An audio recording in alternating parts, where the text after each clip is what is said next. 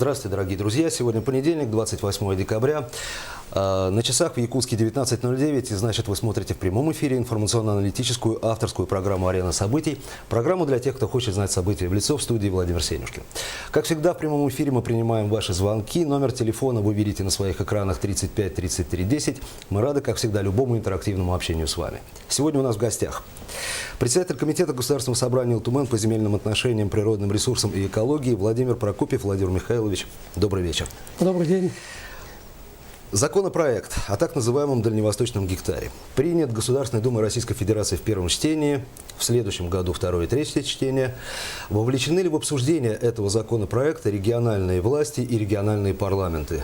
Ну, во всяком случае, дальневосточных субъектов. Ну да, безусловно. Допустим, что касается нашей республики, буквально с момента, когда была озвучена эта идея и выработаны первые проекты законопроекта, мы подключились, значит, выразили свою позицию. И притом летом перед общественным обсуждением Якутия уже направила свои предложения, часть из которых были учтены уже при подготовке официального проекта закона правительством Российской Федерации. Так что, значит, и парламент республики, и правительство республики очень плотно работали над этим проектом. Владимир Михайлович, а каковы стратегические цели данного законопроекта? Какие цели он преследует? Ну, мы достаточно хорошо понимаем, почему вот эта идея была озвучена. И она воплотилась в виде проекта закона. Значит, ну, считаем, что проект преследует очень серьезные геополитические цели и задачи, поскольку, значит, последние четверть века Дальний Восток пустеет, осталась только половина населения в этом регионе, тогда как в Азиатско-Тихоокеанском регионе, наоборот, значит, очень сильно прибавляется и население, и потенциал, и экономический, и иной потенциал. Вот поэтому очень необходимо, чтобы вот эта часть страны, ну, она укреплялась, не ослабевала. Вот поэтому и руководство страны видит в этом тоже решение определенной задачи. Понятно. Владимир Михайлович, давайте вот несколько сразу конкретных вопросов для того, чтобы и телезрителям было более понятно, может быть, да, какие-то нормы, установленные этим законопроектом. Ну, во-первых, всем ли гражданам Российской Федерации предоставляется бесплатно земля на Дальнем Востоке? Ну, по замыслу авторов, любому гражданину Российской Федерации, который пожелает, значит, получить земельные участки на Дальнем Востоке, они предоставляются. А есть ли какой-то имущественный ценз предоставления, потому что придет такой, знаете, как в мультике о дюймовочке, состоятельный крот и потребует мне лучший участок? Ну, по проекту вроде бы не так, вроде бы все граждане в этом случае равны, но при этом мы в своих замечаниях пишем о том, что приоритетным правом должны пользоваться именно жители Дальнего Востока, и преимущественно первоначально должны земельные участки получать только они. Вот такую концепцию мы предложили и в своем отзыве, и в своих замечаниях. Понятно. Может ли участок быть больше или меньше 1 гектара? Нет, меньше может, больше нет. Могут ли граждане объединяться для получения участка большей площади? Ну, допускается, что могут объединяться. Ну, то есть 2 человека, это 2 гектара уже, 3, 3 и так далее. А это зависит от степени родства, или это могут объединяться без разницы. Кто угодно, да? На какие цели можно получить земельный участок? Значит, проект декларирует, что, значит, земельный участок можно получить для использования любых незапрещенных законом видов деятельности. Но мы, наоборот, значит, предлагаем, чтобы этот вид деятельности был конкретизирован, и цели использования тоже были, ну, достаточно ясно уточнены. Мы предлагаем, поскольку, значит, в своем замечании мы пишем о том, что была предусмотрена норма, согласно которой, значит, можно допускать отказ в случае, если запрашивается участок для добычи полезных ископаемых. Вот об этом я еще спрошу, да, кстати говоря. Хорошо. Да. Хорошо. А как вы думаете, какие цели для получения участков земли будут превалировать в республике? Потому что, ну, у нас крокодил не ловится, не растет кокос, так что же... Ну, вот как раз этот момент мы предлагаем передать субъектам, чтобы субъекты сами определяли виды разрешенного использования или виды деятельности. При этом, ну, лично я вижу, что приоритет должен быть отдан развитию сельского хозяйства. Для ведения крестьянского фермерского хозяйства, личного подсобного хозяйства, в целом сельхозпроизводства, для индивидуального жилищного строительства, ну и иных видов, значит, которые определяют субъекта Российской Федерации. Все-таки хозяйственной деятельности Да. какой-то, да. Безусловно. А должно ли использование земли соответствовать заявленным целям? Я же декларирую цель изначально. Обязательно. Хорошо, а в какой мере я должен буду освоить свой гектар, и кто те люди, кто оценивает, полностью ли я его использовал, или я поставил на нем сарай и этим ограничился? Ну, значит, по проекту в течение 5 лет гражданин, получивший земельные участки, он обязан использовать по целевому назначению. Да. Это раз. Ну, во-вторых, значит, у нас достаточно большое количество надзорных и контролирующих органов, и, на мой взгляд, при вступлении в силу этого закона вот эти их функции, наоборот, должны быть усилены. Конечно. Ну, вы знаете о том, что согласно Земельного кодекса, буквально с прошлого года, значит, появилось и ужесточилось понятие муниципального земельного контроля. Вот сейчас об этом договорим. Владимир Михайлович, у нас звонок от зрителя. Будьте добры, представьтесь, пожалуйста, из какого вы города, и задавайте, пожалуйста, свой вопрос гостю. Ага, здравствуйте. Здравствуйте. Здравствуйте. Это говорит Павла Людмила Васильевна, Мордовская Юта из Нюрбы, 58 лет, город Якутск, улица Халтуни, 14, неработающая пенсионерка. Хочу я узнать, могу ли я, неработающая пенсионерка Якутска, получить землю, вот 1 гектар. И далеко ли это земля от города Якутска?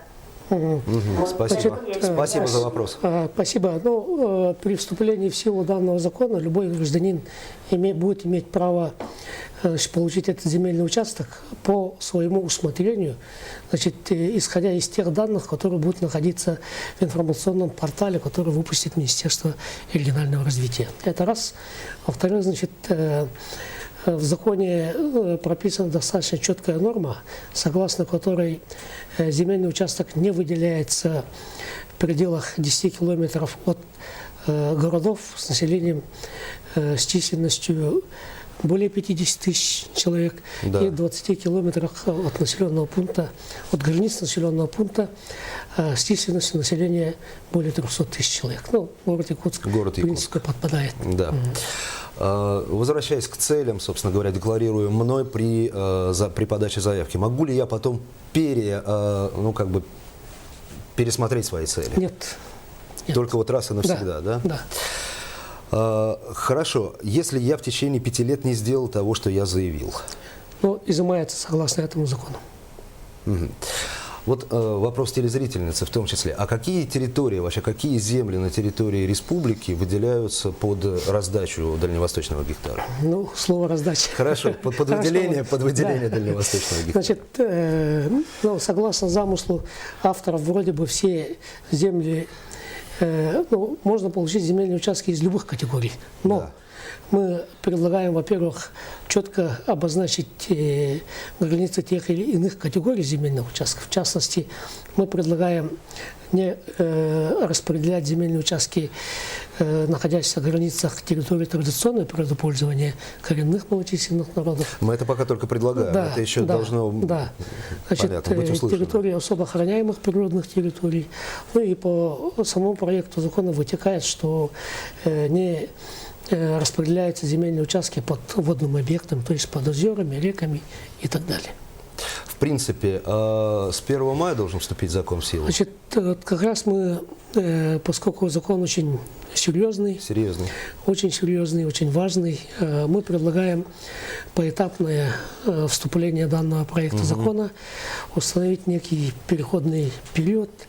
Допустим, наше предложение заключается в том, чтобы закон сам в полную силу, чтобы вступил с 1 января 2018 года. До 1 мая 2016 года предлагаем ввести в действие отдельных муниципальных образованиях дальневосточных субъектов, то есть могли получать только те граждане, которые проживают в данных муниципальных образованиях, отдельных выбранных. Вот, второй Ну, этап. то есть жительница Нюрбы на территории Да, Нюрбинского района, да? Мгм. Второй этап, значит, во втором этапе мы предлагаем вступление в силу уже только в пределах самих субъектов Российской Федерации, обозначенных в законе, то есть жители Якутии могут получать земельные участки только в пределах территории Якутии. Так. А вот с 2018 года предлагается вступление в силу. Вот как он есть уже, то есть жители Ну, Российской Федерации. почему на это территории. предлагается? Потому что сегодня очень много граждан, которые получили земельные участки на тех или иных условиях, в аренде, там, пользовании и так далее, но, к сожалению, до сих пор не оформили в силу тех или иных обстоятельств. Это понятно. Да. Поэтому, чтобы дать возможность и время И апробация этим людям, такая нужна. Да, Да. этим людям оформить надлежащим образом эти земельные участки, это раз. Во-вторых, апробировать, чтобы узнать плюсы и минусы данного закона, уточнить механизмы. Все действия. правильно. Все правильно. Владимир Михайлович, еще один звонок. Представьтесь, пожалуйста, из какого вы города и ваш вопрос гостю.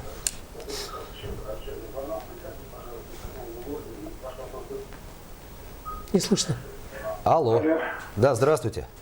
Здравствуйте. Здравствуйте. Зовут меня Петр, фамилия моя Заверюха, я из города Томута. Раньше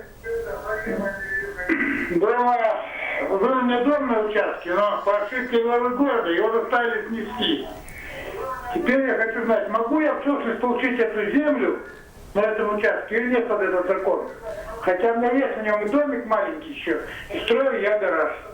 Спасибо за Ну, вопрос. скорее всего, вопрос касается пределов границ населенного пункта. Пункта, Этот да, закон да. не будет касаться, значит, черты населенных пунктов. Но Поэтому если он отдельно- за населенным пунктом, Да, если за населенным пунктом, то этот, ну, по правилам данного проекта закона можно получить. Если в пределах населенного пункта, это отдельный рабочий момент, который надо отрабатывать с местным а я властями. сделаю одно важное добавление, а вы мне скажете, прав я или не прав. И то только в том случае, если человек, претендующий на этот участок, не будет вторым, третьим, четвертым. Вот тот, Да. кто первый сделал эту заявку на данной границе, да? Безусловно. Вот как раз мы поэтому и в своих предложениях пишем о том, что при поступлении заявок на один и тот же участок одновременно приоритет должен быть отдан местному жителю, то есть тому же жителю Томмота, Да. а не жителю там, Да, допустим, да. других населенных пунктов, да. либо тем более с другого региона.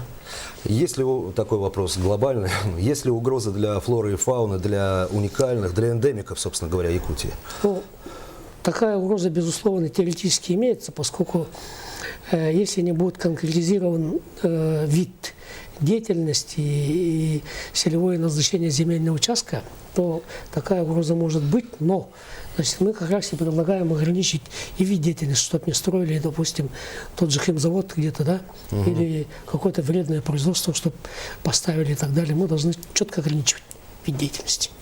Мы это и предлагаем. в проекте Да. закона. А под этот закон собирается ли кто-нибудь оценивать, ну, как бы, делать кадастровую стоимость того или иного участка? Угу. Ну, по проекту, значит, в течение первых 5 лет гражданин должен использовать этот земельный участок бесплатно, то есть не платит Да. либо арендную плату, либо, значит, земельный налог. Вот, тем не менее, через 5 лет, он, если станет собственником, добросовестным собственником, использующим по целевому назначению, он уже будет получать этот земельный участок, то есть в последующем, чтобы пустить его в оборот. В этом случае, конечно, вот правило закона о кадастре недвижимости будет действовать. Будет То есть- действовать. Но по истечению, соответственно, Да, 5 то лет. есть по истечению Изначально 5 лет. никто это оценивать Да. не будет, насколько Да. я понимаю. Давайте так, такой немножко провокативный вопрос. Ну, смотрите. Землю не собираются раздавать вблизи крупных населенных пунктов. Инженерных коммуникаций государство проводить не обещало за свой счет. А это значит, дорог нет, электричества нет, школ нет, больниц нет, интернета нет, газа нет, ничего нет. Кстати говоря, больше вам скажу, и финансовых инструментов тоже нет для ведения хозяйства, потому что кризис на дворе.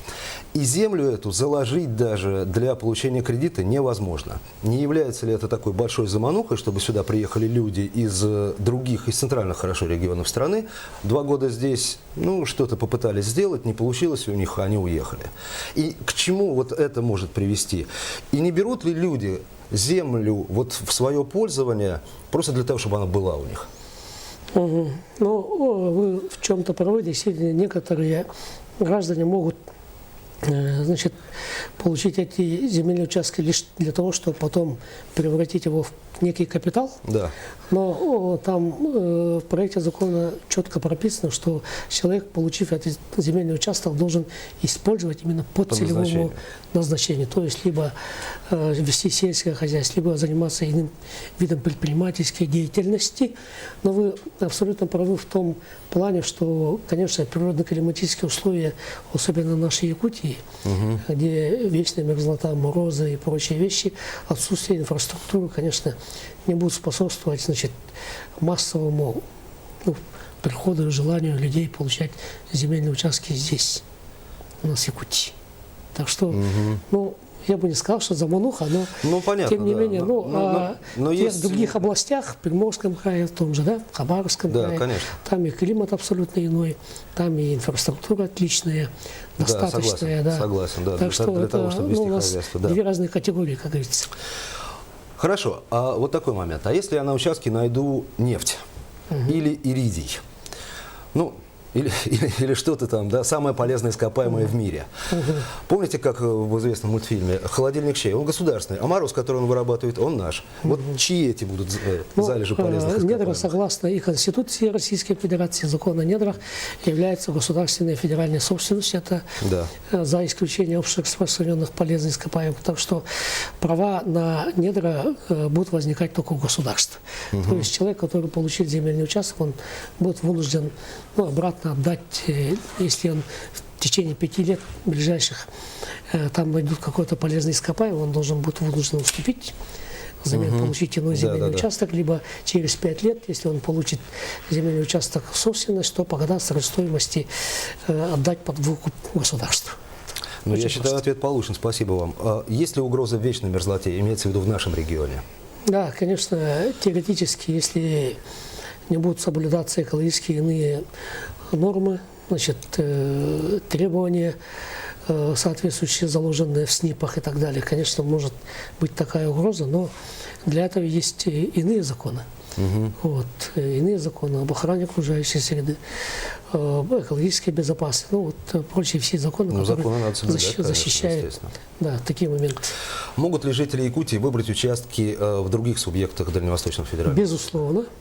Как раз вот недавно ко мне тоже, ко мне многие обращаются за консультацией, значит, просят, и уже некоторые просят уточниться, могу ли я получить Да, на Камчатке, да. в Сахалине или Амурской области флаг. Пожалуйста, подавайте заявку. Кстати, уже наше время близится к завершению. Более 25 тысяч человек разместили свои заявки на портале, вот на этом портале на Дальний Восток. Вы есть среди них? Нет, Ваши родственники, Нет. друзья? Пока нет, Нет. скажем так. нет. Ясно. Владимир Михайлович, спасибо вам большое. 3 дня до Нового года. Ваши пожелания нашим телезрителям. Спасибо. Я хочу всем якутянам пожелать в Новом году счастья, удачи, благополучия и всех земных благ. Пусть ваши дети и внуки только радуют. В двух словах. 15-й год был трудным. Он был непростым, был рабочим, сложным, но тем не менее, значит, надежда на 16-й год у всех имеется. Я вам хочу пожелать, чтобы надежды эти сбылись. Спасибо. Вы смотрели программу «Арена событий», программу для тех, кто хочет знать события в лицо. С вами был Владимир Сенюшкин. Всего вам доброго. До свидания. До свидания.